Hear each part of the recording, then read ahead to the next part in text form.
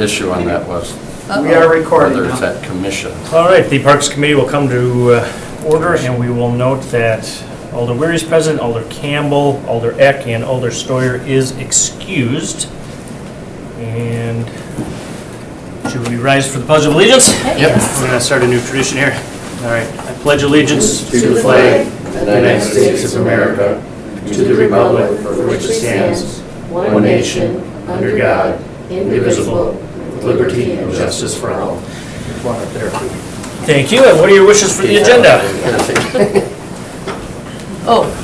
Thank you. Sorry, we were discussing Busy the gabbing, other that's all right. flags. There's other flags out there. Motion to approve. Motion by Eck to approve the agenda, Second. second by Campbell. Any discussion on that? Those in favor? Aye. Aye. Opposed? That carries. Approval of the minutes. Motion to approve. Second. Motion by Eck, second by Stoyer to approve the minutes. Any changes? Stoyer? Stoyer, Campbell?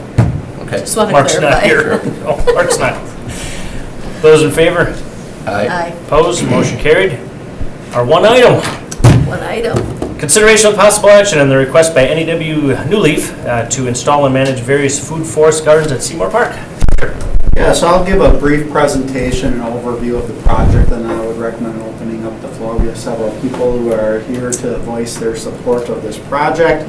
But in general, they brought a proposal forward and they wanted to create a food forest in Seymour Park. And if you're not familiar with what a food forest is, it's it can be considered an edible garden using natural landscaping for the most part, but it could be other more formal plantings also. So, and it consists of various layers.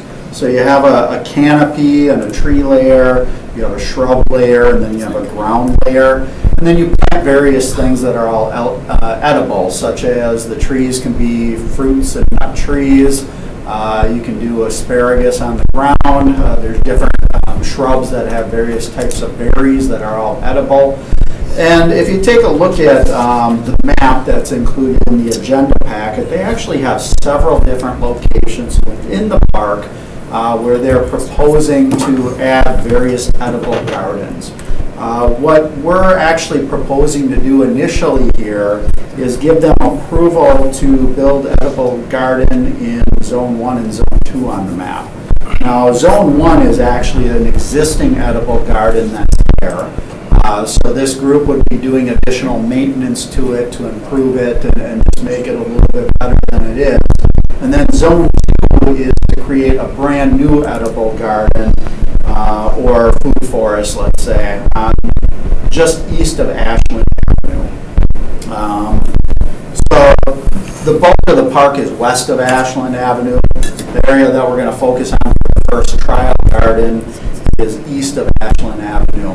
And what the game plan here is we'll allow them to plant the area and maintain it over time. And then if things go well, we can always expand into other areas of the park. What you see in this master plan also shows where the proposed stormwater pond is going to go in relation to the food forest. Right now, the stormwater pond is not built yet, so obviously we're having to plant any food forest plantings in the general vicinity of the pond until that's actually in place. So this is a multi-year project, and we're just going to start with the first year doing the first garden and then maintenance on the garden that's already existing there and see how it goes. And they'll work very closely with staff to select the plants, and we'll work with them on a planting plan, and then we'll monitor it over the next year and just make sure it's maintained to city standards. So right now there really is no city, I mean there will be city staff involved, but not really on the ongoing maintenance of it. It's just more or less oversight of the planting and then just making sure it gets maintained over time. Now the city does have a little over $7,000 available that we would like to donate towards this project and to purchase plants. That doesn't need committee approval to do it. That's something that I, as the director, can approve. And just so you know where that funding came from, is there that edible garden, which is the one that we talked about that they're going to maintain, that was actually built in conjunction with a community garden that's also in the park right now. And we received grant funding to actually build those 2 gardens maybe 8 years ago, 9 years ago, so it's been quite a while. And then they gave us a little bit of money as kind of a reserve fund to do maintenance on those gardens. So, you know, we really haven't tapped into that account too much. This is really in line with that grant funding. So that $7,000 is not really tax money. It was money that we received from a grant. So from there, that's a little brief presentation on what a food forest is and where it's going and how it's going to be maintained moving forward. From here, I would recommend you just open up the floor and ask questions to the group that's here, who are going to be the ones responsible to maintain this facility. Motion to open the floor? Second. Motion by Alder Eck to open the floor, second by Alder Campbell. Discussion, those in favor? Aye. Opposed? Motion carried. If anybody's here for this item and you want to talk about it, just come up, give your name and address, and Don't be scared. Someone open it up. Don't think I'm allowed to talk. I'm helping, but I'm from Denmark. oh, sure you can. Anybody fine. can talk. You have the fanciest clothes Yeah, on, Andy, you so can go up there. you dressed for it. You've been nominated. I had to change into that diaper. And it's fine if nobody wants to speak, you don't have to. I can answer any questions. Just your name and address. Hey, Andy Demetza, 191 Dworak Avenue. My wife imported me from Milwaukee. She's from Denmark. She needed to marry somebody she wasn't related to. Oh, wow. Shots fired. I guess. Either way, I'm the stay-at-home dad now. I drive school bus. I am a certified arborist. And down in Milwaukee, I actually helped the homegrown office there grow all of their fruit orchards. So their flagship orchard, where we put fruit trees on the tallest natural spot in the whole city, is going strong.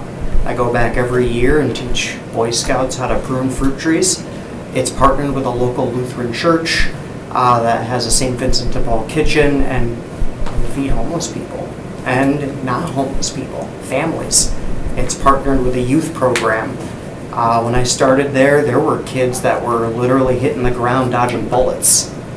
Not a great time. By the time I left in 2016, we weren't doing that anymore. We were able to turn things around, and with our partnerships with people like Trinity Lutheran, some of the Catholic groups, because we've applied for funding with the Norbertine Brothers, we can work with what's already happening in that neighborhood to continue this, you know. So I appreciate you guys considering it, and I'm looking forward to showing up for years here, just like I've been doing in Milwaukee. And yeah, let's catch up and then surpass them. Can you speak a little bit about how the food is going to be distributed and what your plan is once it starts growing edible food? Absolutely. So we've got a good, 3 to 5 years. And 3 is very generous with a food forest and these types of plants. We will have some things like raspberries and thimbleberries, which is a type of raspberry. We'll eat those fresh. You know, there's kids that are playing soccer on that east side of the park in the summer daily, I'd say. So that stuff will be eaten fresh. As much as we'll try to stop them, the birds will eat some of the raspberries. And then over the years, we actually have permission to use Trinity Lutheran's kitchen. So you can do up to the current cottage food laws, up to $10,000 worth of food. That's going to be jams and stuff, because those are the types of plants we're planting. The other option, which we've talked about quite a bit, is you set up a free vegetable stand. You set the food out, people can have it fresh.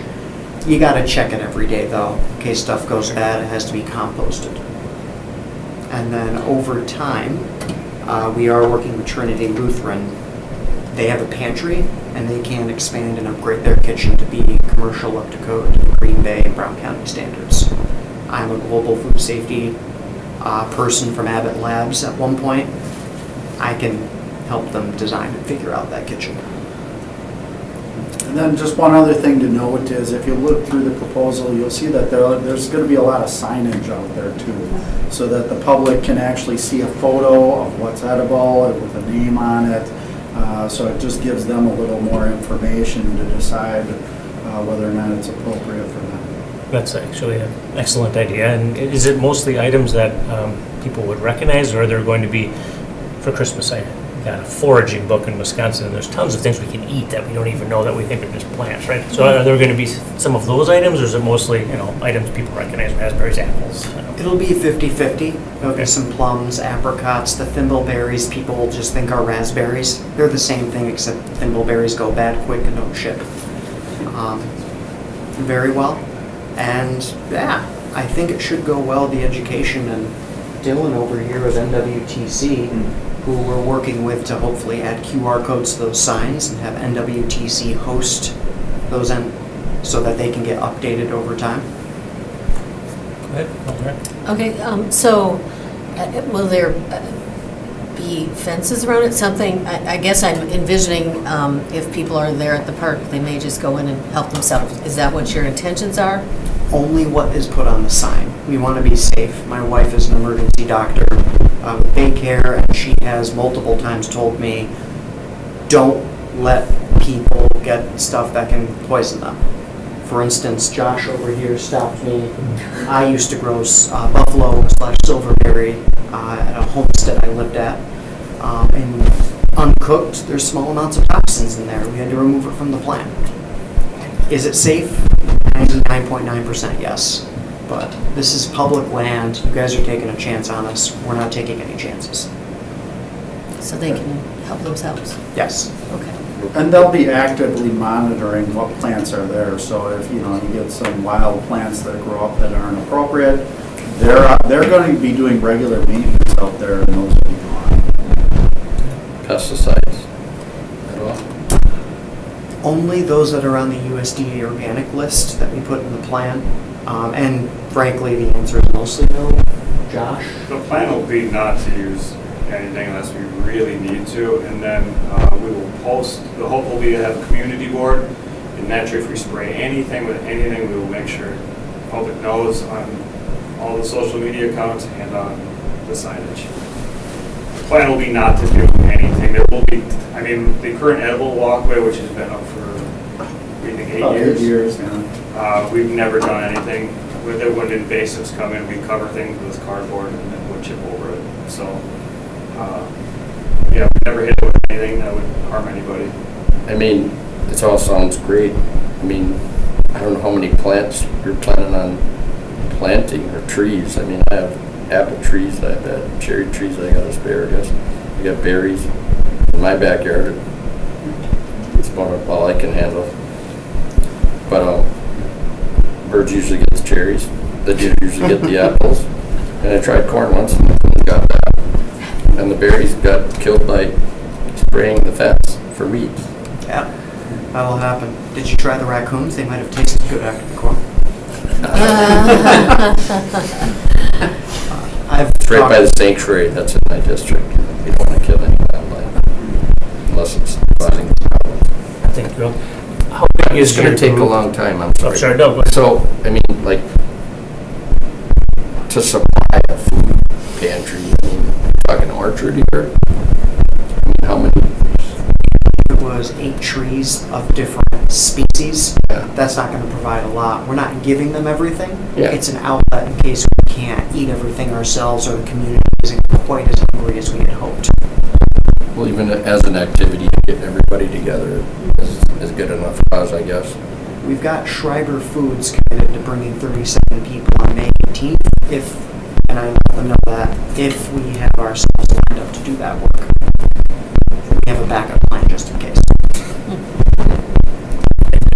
How big is the group that will be monitoring it, throughout the year? Show of hands? Everybody here probably will be doing stuff, but I know we've got Several, quite a few. Yeah, there's probably double this. Yeah. Big. As it gets going, I'm sure you might give up. May 14th, I'm meeting with a group of young neighborhood kids that Tanya Westmoreland, president of their neighborhood association, set up. My personal hope is to work with Trinity to use their space to create a youth program like we had in Milwaukee. And,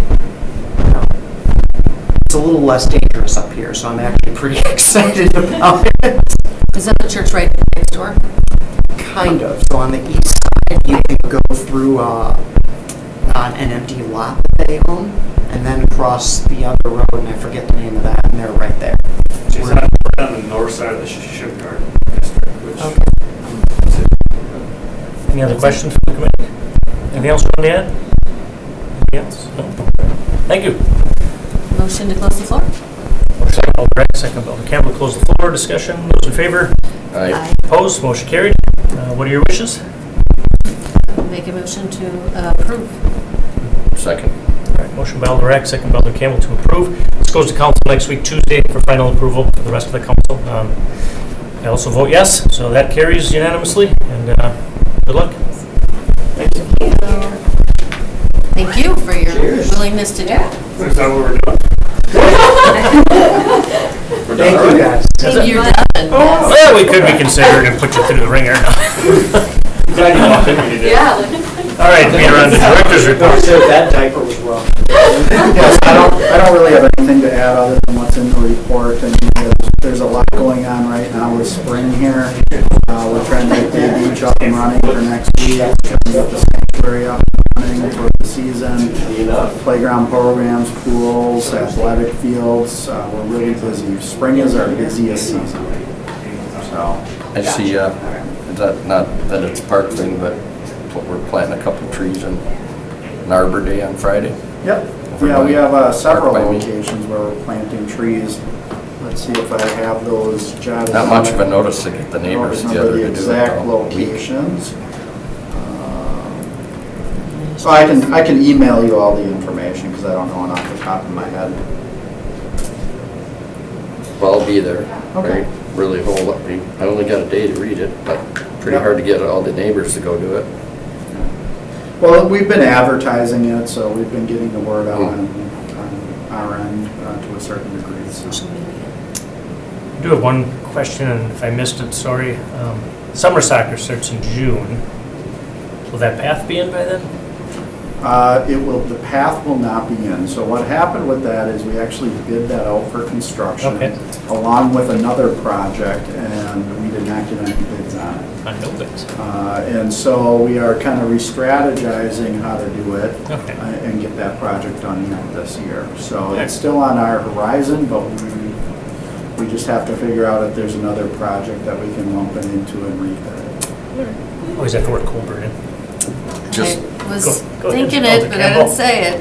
just a comment, I caught a tournament at Newport Beach on the, what is it, the new thing they're trying to get pickleball. It was pretty intense. We have a I watched the whole thing, I was like, holy cow, you It's a know? growing sport, that's for sure. It's like that. I didn't quite catch it, is that a wiffle ball? Yeah, it is a wiffle. I Bigger. just saw them at Pretty Fleet much. Farm, so, Harder. like a bigger, Harder. but like with holes in it. It At was, least the ones at Fleet Farm. It was They're like, as fast as ping Well, pong. there's indoor and outdoor balls. You gotta make sure you got the right one. well, the one in So John if Muir you wanna, Park. if you wanna try it out, let me know. I'll meet you out Remember, there. keep I'll that show in you the what plan for pickle You put park. one in at John Muir, right? The part of the tennis court is now a pickleball? to do. I think it's painted. Yep. Yeah. It is Painted painted for pickleball, so you can play there.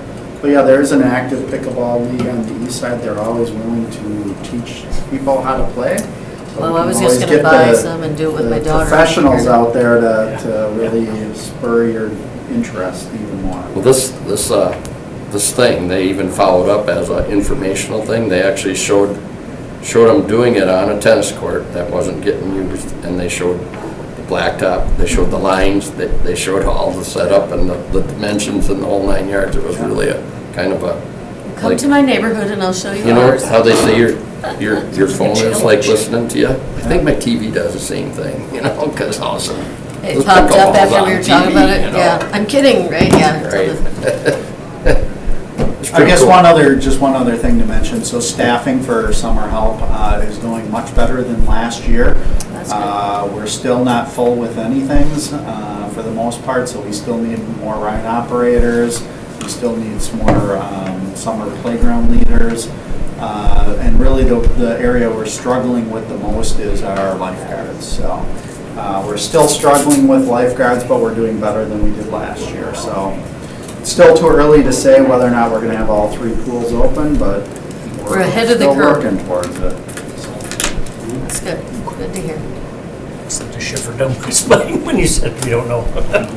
Well, Hey, I'll add to Lee. that, just real briefly, is the possibility of us having all 3 pools open is highly, but whether or not we have them open, depending what the schedule might be, like it might be a varying schedule, or there might only be maybe swim lessons and, other programs at Colburn, and open, more of an open family swim at the other 2, those kind of things. We might have to look at a variation of the schedule a little bit, depending on how many staff we get. And that's what we did last year with our pools, and so it's really dependent on how many lifeguards do we have on staff. But that's our most difficult positions at this point to fill. Weird. If you know anybody, send them our way. We'll do that. All right. I can't Motion swear. to receive and place on file? Receive and place on file by Alder Eck, Second. second by Alder Campbell. Those in favor? Aye. Opposed, motion carried. And when's our next meeting? May 10th. Motion to adjourn. Motion to adjourn. Motion to adjourn by Alder Eck. Second. by Alder Campbell. Those in favor? Aye. Opposed, motion carried. We are adjourned. All right. 21. Leave meeting.